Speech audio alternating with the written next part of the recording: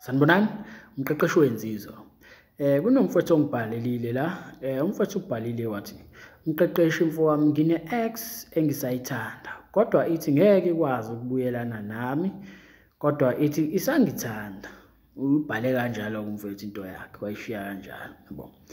So-ke obvious umfowethu udinga umbono wami. So yabo esimene sikanje mfowethu, uthi une-ex osayithanda kodwa ithi ngeke ikwazi ukubuyelana nawe kodwa ithi isakuthanda. So uyabona amantombazane anendlela eziningi okuresponda kuwena ukuze phela ungeke uthathe intambo uzilengise uzibulale, yabo. So lethekeni kahle kahle si-move on ngempilo yayo, sinomuntu mangabe nomuntu but happy la ikhona. So nawe my advice to you ukuthi move on ngempilo yakho, ungastuck umuntu, yabo, because ustakile manje. Ustakhe umuntu mhlambe khona naye awubona umsebenzi wakhe ngenxa yokuthi ustakhe kule ngane, but le ngane ithini kuyona, ithi ngeke ikwazi ukubuyelana nawe but isakuthanda. Njengoba ithi but isakuthanda, yazi kushiso yini lokho, njengoba ngisho ukuthi yenzela ukuthi ungayibulali noma ungaphatheki kabi. Amantombazane phela nendaba ukuthi sizwa kanjani, yabo. So mangabe kutshela into yenza sure ukuthi iyafaka ucream omncane lapha yabuze phela ungasathi uphatheka kabi. Ngamanye amagama, move on nempilo yakho, lo muntu akasakufuni, yabo. Ukuthi usakuthanda wenzela wena ukuthi ungaziphosi ebuilding noma ungaziphonsa emotweni noma ungathatha intambo uzibulale bese futhi ukufe egameni lakhe, yabo. So ngamanye amazwi move on nempilo yakho mfethu, uzobathola abanye abantu mawukuthi akamtholi, yabo. Because ukustakha umuntu ongasekho kuwena ubuhlungu lobo mfethu ongazisa bona angazi obungakanani empilweni. If umuntu engasafuni move on nempilo yakho, njengoba ngisho ukuthi uthando lufana neproject. Eminye imithetho kamqeqeshi wensizwa siyawazi ukuthi uthando lufana neproject. So lunesiqalo nesiphetho. So-ke kulokhu kwakho sesifikile isiphetho, isifikile i-close out, nayivala iproject isiphelile. Move on uyofuna amanye ama-project, yabo.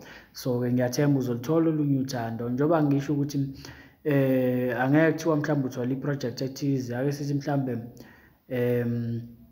wakha izindlu kamasipala. So usuyafika kamasipala wena uyazakha izindlu for 3 years, emva kwalokho sekuphelile, usuyaphela iproject, bese wenze njani wena, ubuyele emuva uyothi hayi umasipala ngisacela ukuzidibhisa lezi zindlu ngizakhe kabusha, ngizozakha kabusha. Cha, sekuphelile, kuphelile. Uzakhile izindlu kwaphela, nothando njani lufana neproject, lunesiqalo nesiphetho. Amanye lasta 3 months, amanye lasta 3 years, olunye uthando lasta 3 months, lasta 3 years, lasta 15 years. After 15 years behlukana abantu kuphela, sekuphelile, yabo. Ngoba nathi emhlabeni sinjani, indaba kwenzeka lokho ingoba si-temporary, asikho emhlabeni permanent. Siyahamba nathi, sinesikhathi sokuzalwa, sinesikhathi sokufa, yabo. So uyathanda uthandi leyo nto iyenzeka, nasothandweni kunjalo. Kunesikhathi sokuthi nithandane, nesikhathi sokuthi nihlukane, yabo. So move on nempilo yakho ukuze ube happy nawe, ube right, uthole umuntu right, ungastakhi kumuntu ongasekho empilweni yakho, osemove on nempilo yakhe. Ubuhlungu lobo angazi ubunjani ongazwisa bona noma ozwisa bona, ekumele ubushiye phansi, yabo.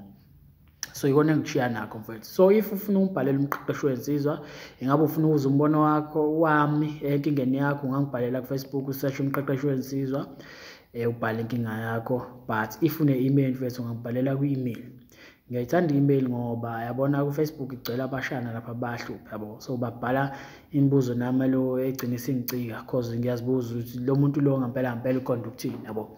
Ungibuza into e-obvious. So-ke ngiyaprefera uma ungibhalela i-email because abanayo access ku-email labantu, yabo.